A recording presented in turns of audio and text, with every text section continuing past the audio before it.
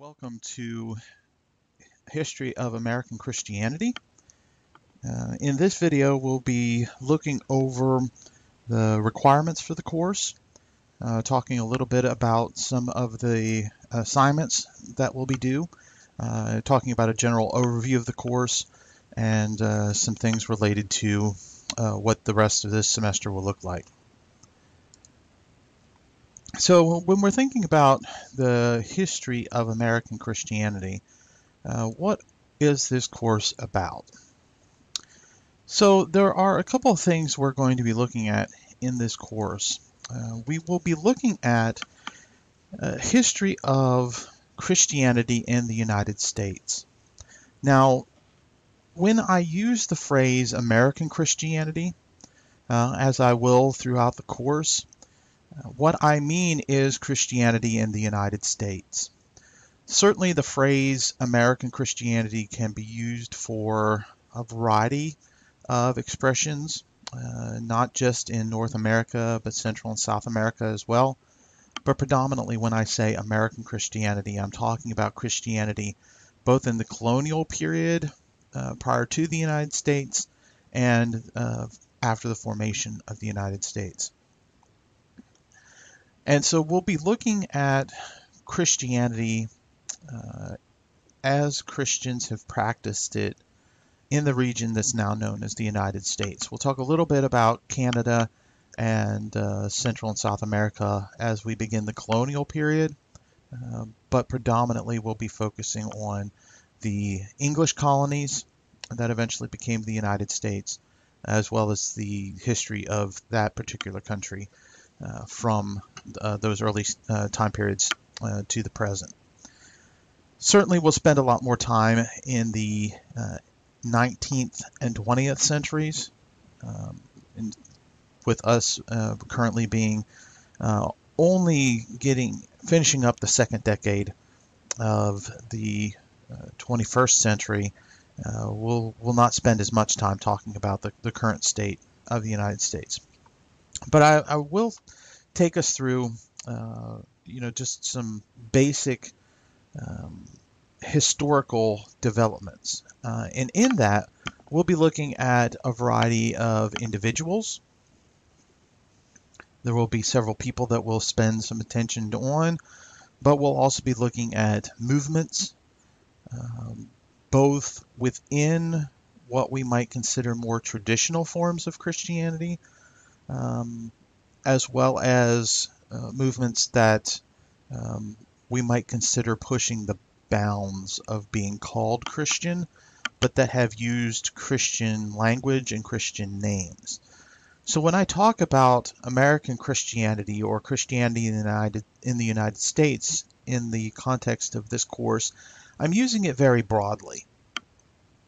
And so it's quite possible that we'll talk about some groups as quote-unquote Christian who you might not feel as being expressions of Christianity. And that's understandable. We certainly all come with our own definitions of what we mean when we talk about Christianity. But when it comes to thinking about how Christianity has been practiced in the United States, there have been sometimes various groups that have identified themselves as Christian or who have used Christian terminology or practices and beliefs that might not fit in with everybody's idea of what it means to be Christian. But I think for a overview of Christianity, to try and get a good understanding of what Christianity was and is in the United States, we need to be open to understanding that very broadly. That being said, of course, we're not going to cover everything.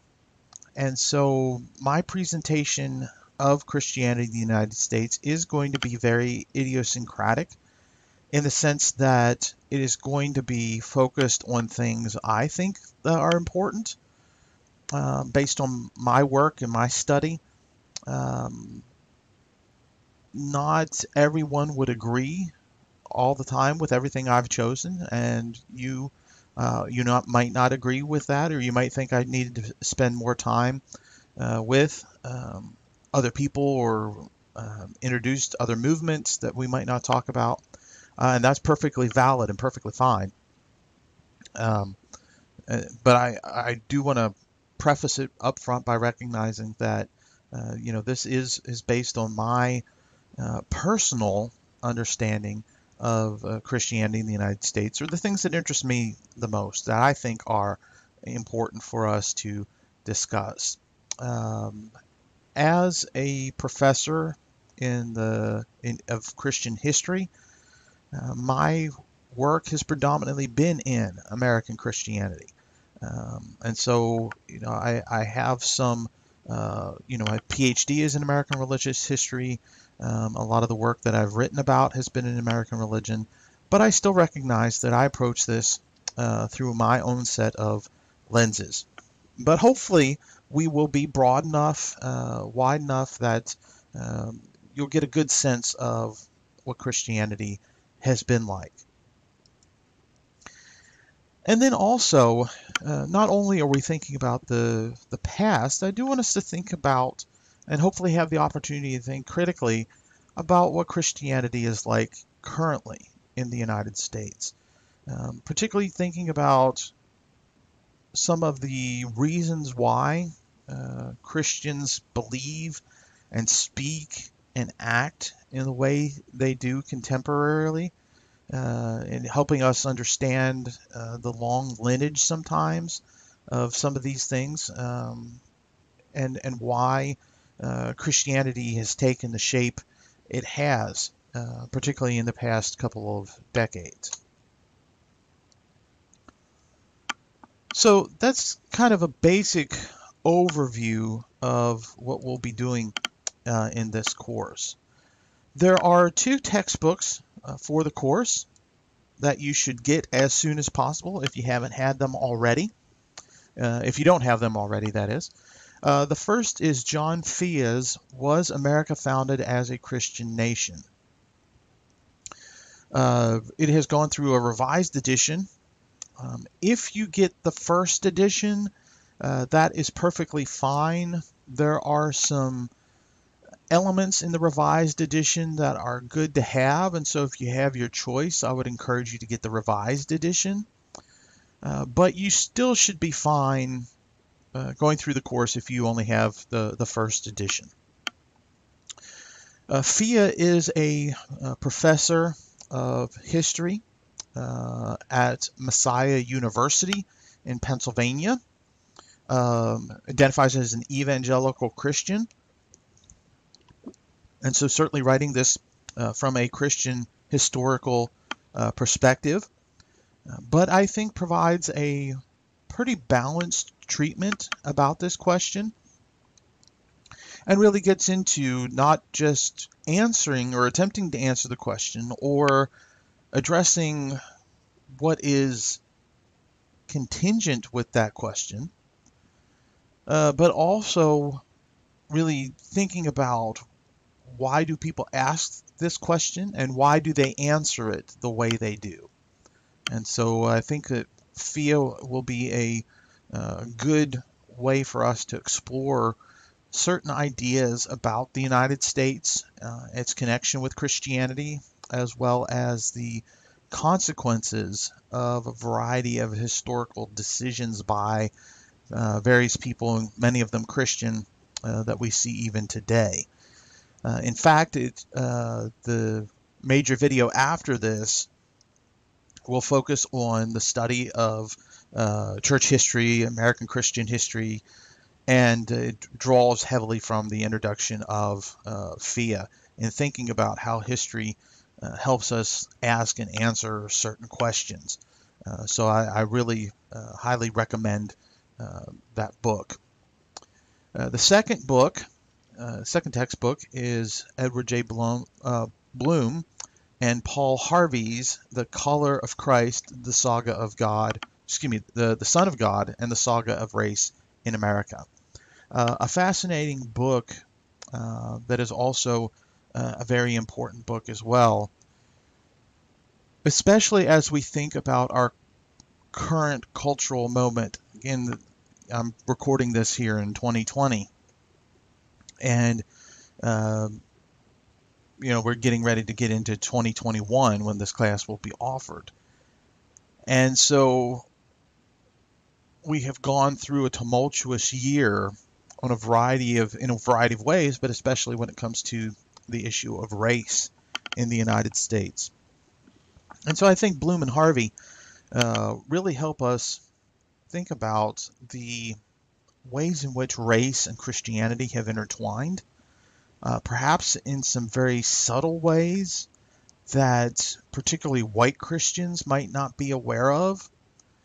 And the particular way they get us to think about that is through talking about the ways in which white Americans have created a white Christ, a white Jesus, and how that has developed historically, how that has been challenged by various communities, and how that shapes the way Christians think about Christ, think about the relationship with people that aren't white.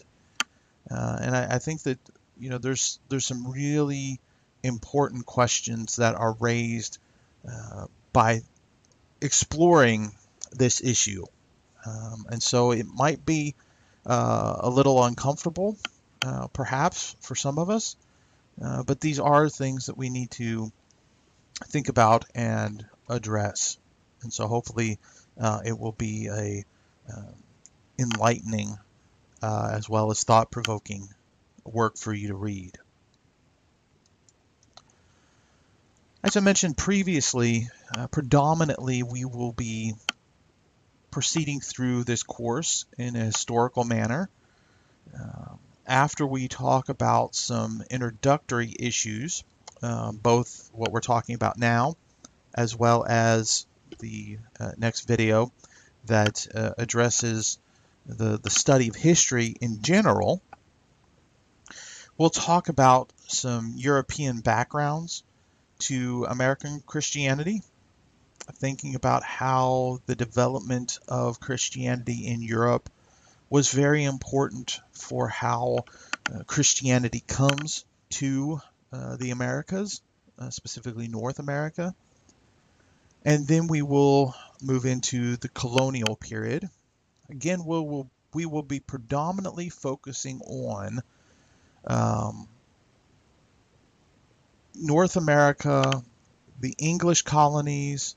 We'll spend some time in this period talking about Spanish Catholicism, French Catholicism as it is instantiated in Canada and in Central and South America, but a lot of our attention will be on Protestant Christianity in those English colonies.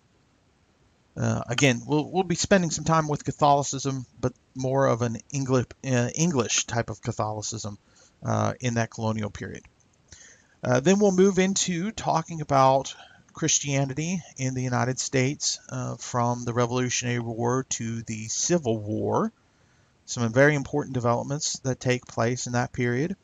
And then from the post-Civil War period through the end of the 19th century, and then the 20th, and of course the 21st century. So we'll be proceeding through it in a very historical type of approach. And as we kind of go through each of these periods, we'll be looking at a very wide swath. So each period will look at Protestantism and Catholicism, of course, African and African American Christianity, and at various times we'll talk about new religious movements within Christianity.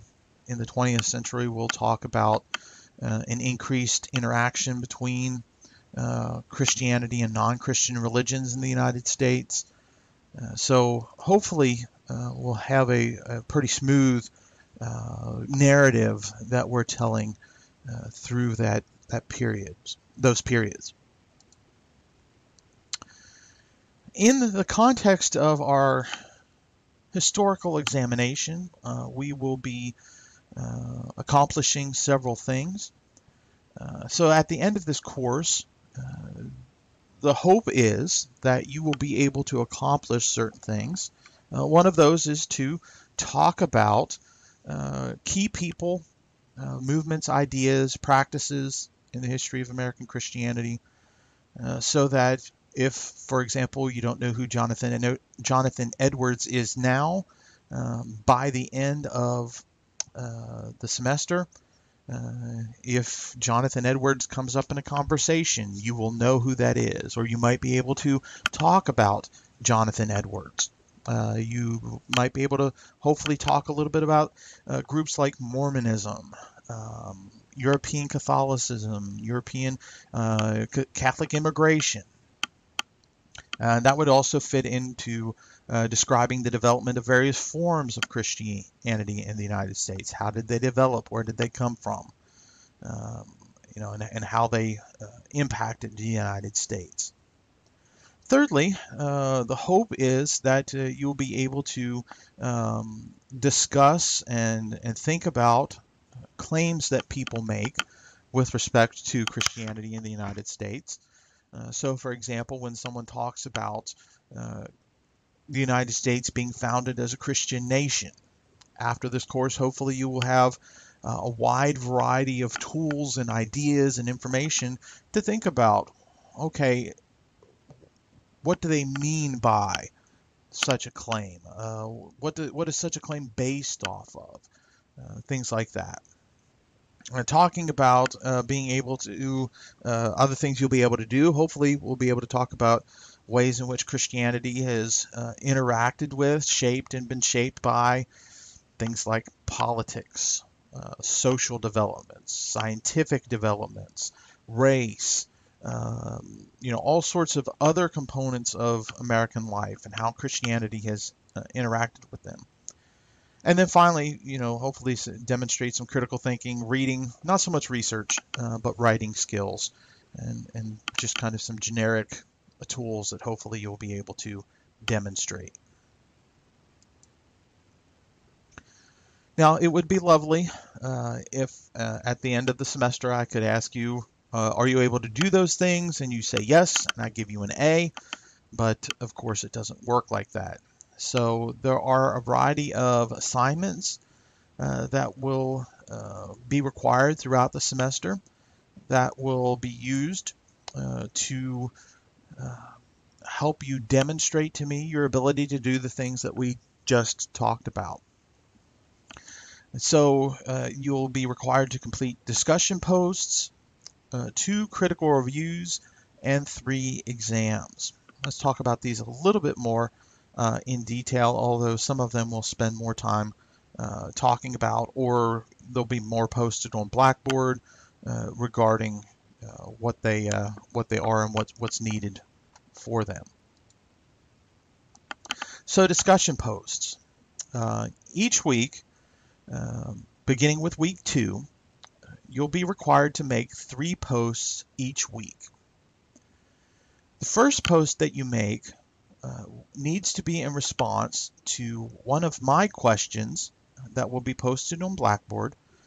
And I'll have several questions for you to choose from.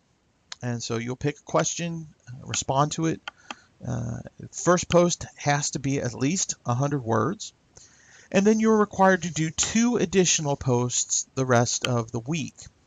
Those can be in response to other students, either what they've said in answer to my questions or what they say in response to what you've said.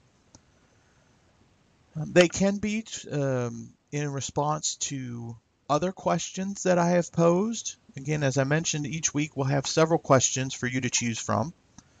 And if for some reason you don't have another person to respond to, you can certainly respond to other posts of mine. Those secondary posts have to be at least 25 words, and hopefully they progress the discussion. Hopefully it's more than just saying I agree or finding a fancy way to say I agree, but something that actually engages with what the person said or the question that they were answering. Your first post should be done by Wednesday each week, by the end of the day Wednesday. That way there's opportunity for other students to interact with what you said so they can answer their questions. There's opportunity for me to engage you and maybe kind of encourage you to think about something in a little bit more depth or in a different way. And then the rest of the posts are due the next Sunday, again by the end of the day. So discussion posts is one part of the assignments.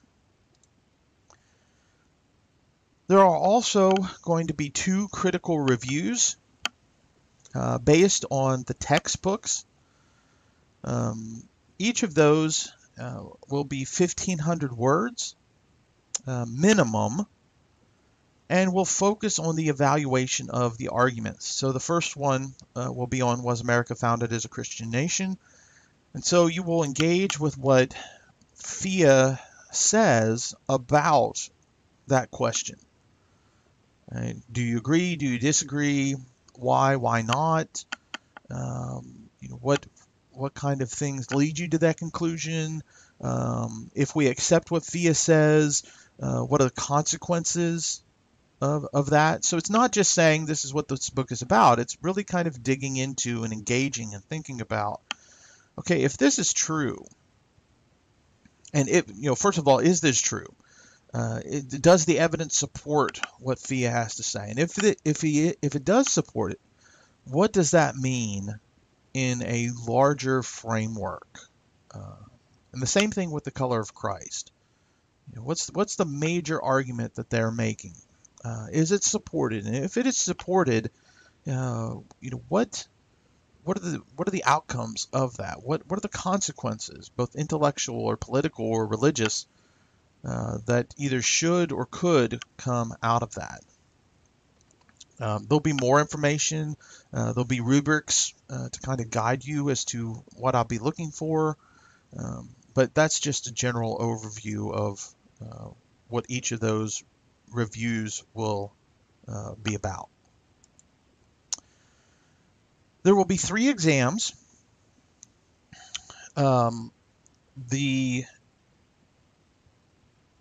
2 unit exams and then the final exam will be focused on essay questions. Basically, you will write 2 essay answers. They will be open book, open notes, and I'll provide you a study guide at least 2 weeks before, predominantly focusing on some of the big ideas within that current unit. So everything up through week 5, everything up between week 5 and week 10. Not only just kind of talking about some principles, but rooted in individuals, in movements, in details, etc. Right? So it's not just kind of these big fluffy essays. I want to see some very good detail information in there. These 2 the first will be everything from the beginning through week 5, and then the second one between week 5 and week 10. Week 16 will be the final exam. It will be comprehensive to some extent. There will be a component that is just from week 10 to the end of the course. But then there'll also be another overarching essay question focused on, kind of the entire semester. They will be a similar format, open book, open notes, 2 essay questions. Be a little bit longer because of it being comprehensive, but there'll be a study guide for that exam as well. And again, there'll be more information as we come to that also. Another part of the grading requirements is the engagement. I want to refer you to the syllabus. And the reason I do that is, there's just basic information here on this slide, right? Watch the videos and submit the notes. But in the syllabus, it gives a little bit more detail. So I would encourage you to take the time to read the syllabus. But basically, for engagement, you need to watch the lecture videos each week and then submit notes on them. And as I mentioned in the syllabus, it goes into a little bit more detail of what I'm looking for, what I'm not looking for with respect to that. That doesn't really assess anything, but it is a grade component. So make sure to complete that as well. Watching the video lectures, submitting notes on those lectures. If you've had me in class before, you've probably heard me say that I tend to do my courses out of 1,000 points. And that's for two reasons. First is that means it's addition and subtraction, so that at any point you can kind of figure out where you are in a course and what you need to do to get the grade that you want to get. All right, so if I have 300 points potentially that have been completed and there's 700 points left and I want to get an A in the course, I know I need to get at least 900 points. So on what remaining assignments there are, I need to get at least 600 points. The other reason I do it this way is so that no one assignment is going to completely tank your semester. Certainly it will pile up, and add up if you don't complete the discussion posts, if you're not submitting your notes, if you do poorly on the unit exams, right? It all begins to add up. But no one assignment, doing badly on no one assignment is going to destroy your grade completely. And so that's an important thing to note with the grading breakdown. So as you can see, engagement out of 100 points, discussion 100 possible points. Each of the critical reviews is worth 200 points for a total possible of 400 points. Each of the unit exams is 100 points for a total possible of 200 points. And then the final is out of 200 points as well. If you want to get an A in this course, you need to get at least 900 points. But then the rest of the course, you can see,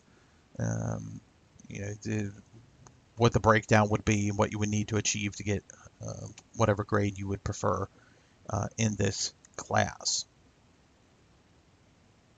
A couple other important policies, not so much about grading, but some policies. We've talked a little bit already, and I've mentioned that in the syllabus, the importance of submitting the notes. Again, you can do a 500-word summary for each lecture you watched instead of notes, but I would encourage you to take notes like you would take notes in a class, or maybe even better notes than what you would take if you were sitting in an on-ground face-to-face class, because those notes are going to be what's helpful for those exams, both preparing for, drawing from those exams. If you do not participate within the first 14 days of this course, you will be subject to administrative withdrawal. That means you will be removed from the course. You can you can petition to get back into the course, and I would be open to considering that. But if you don't participate in the first 14 days, you will be administratively withdrawn. So you need to, complete some type of assignment, submit some notes, do a discussion post, something within those first 14 days. In fact, I would encourage you after you're done watching this video, if you haven't already, go to the discussion board and submit a post introducing yourself to the class. Like to get to know you a little bit, I'm sure other students would like to know who they're in class with. And that would be a good way to participate in those first 14 days. Certainly you can submit notes on this video, that would count as well, but I don't know if you watch it or not unless you submit those notes. So you need to do some sort of academic activity in those first 14 days to stay in the course. If at any point within the course, during the course, you don't participate for 3 weeks or 21 calendar days, you could end up with an FA, or failure for attendance, in the course. As an online course, there's a lot of work to be done. A lot of people choose online learning because of convenience, but it's easy in online learning to get behind. So please make sure to keep up with the work, stay on track. If you feel yourself falling behind, make sure to reach out to me. The sooner you reach out, the earlier I'm able to, the earlier I'm able to help you. So make sure to, be in contact with me about that.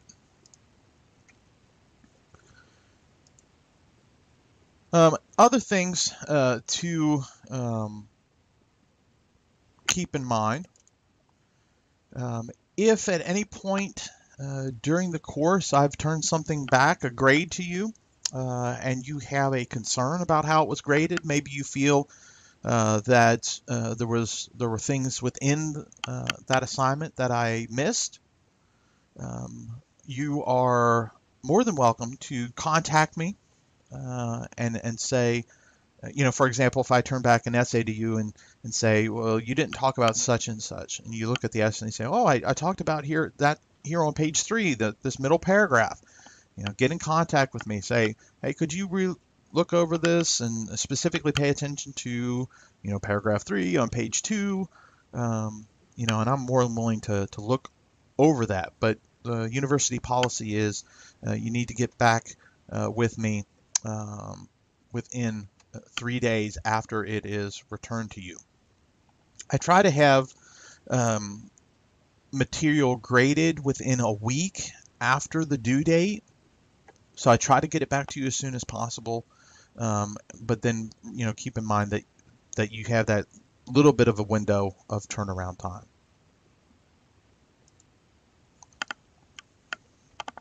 For this course, when it comes to the assignments, there's not much you need besides your brain, the textbooks, the notes, and your ability to kind of pull that all together. There are no assignments in this course that require any sort of outside research or outside examination. Even though the exams are open book, open notes, they are open books, they open textbooks, as well as the open notes for the lectures for this course. So you shouldn't have any assignments where you are using outside sources to complete them. However, if you do so for any reason, you need to make sure that you cite that information properly. All right? So make sure that you're demonstrating academic integrity in all of the assignments you do for this course. Any work that you complete and submit to me should be your work, or should appropriately demonstrate where that work has borrowed from other people or other ideas. If you are not sure about how to cite other sources, outside sources, please contact me. Please let me know what I can do to help you. I know sometimes maybe somebody might feel like, well, I don't really understand what this textbook is talking about, so I'm going to use, I'm going to do a Google search or something like that. And then you end up using that information in a paper and not giving the appropriate attribution. Please do not do that. If you don't understand something you're reading, contact me. I'd be more than willing for us to set up a phone call. If you're in the area, you can stop by. Um, we can set up a Zoom call or some other type of um, video chat. Whatever I can do to help you work through something that you don't understand, please make sure to contact me. That way, you won't end up accidentally plagiarizing somebody's work. So do whatever it takes to keep your integrity. Certainly, as Faulkner being a Christian university, all of us who are here, whether we're Christian or not, are expected to, you know, engage in integrity in all of our assignments, in all of our relationships. And so I would encourage you, especially if you're a Christian, to make sure to exhibit that academic honesty, that academic integrity. If you need academic accommodations due to a documented learning condition, disability, please make sure to contact the Center for Disability Services as soon as possible.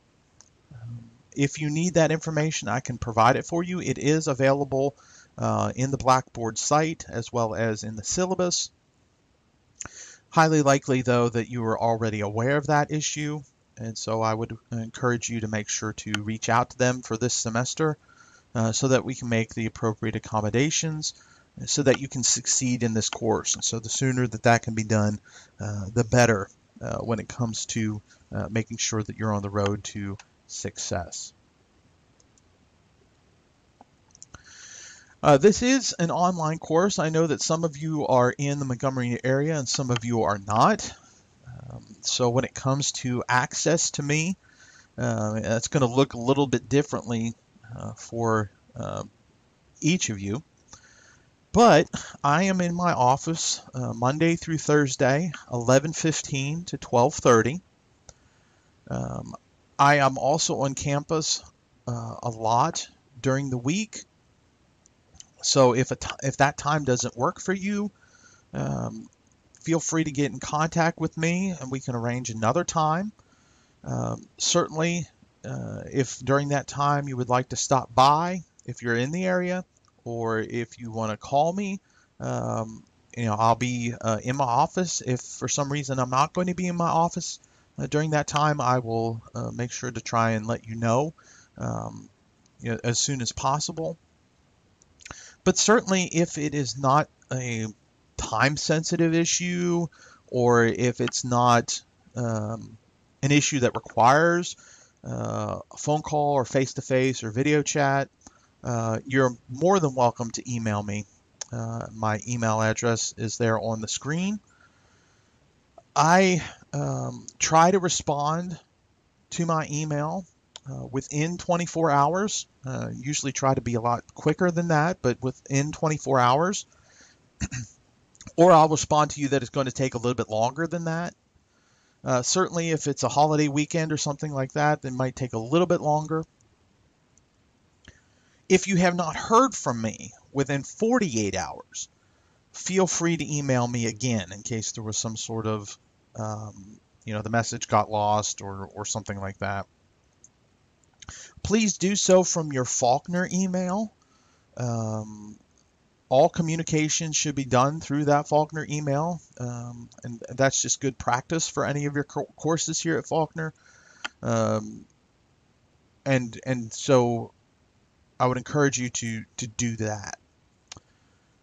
And certainly feel free to get in contact with me about anything in the course, related to the course. If you don't understand a question or an assignment, if you have problems submitting your notes or an essay, feel free to email it to me. If you're doubly concerned, you can both submit it on Blackboard and email it to me. But again, as I mentioned earlier, the sooner you get in contact with me about issues or problems, the more options we have available to solve those kind of things. And so I would encourage you to feel free to contact me whenever you need to. I'm looking forward to interesting course. I'm looking forward to some good discussion. Hopefully, the material will be interesting to you, and hopefully, we'll have a great semester. And as I mentioned previously, the next video in this section will provide a general overview of some things related to the study of history. Particularly, we're going to be thinking about the history of Christianity.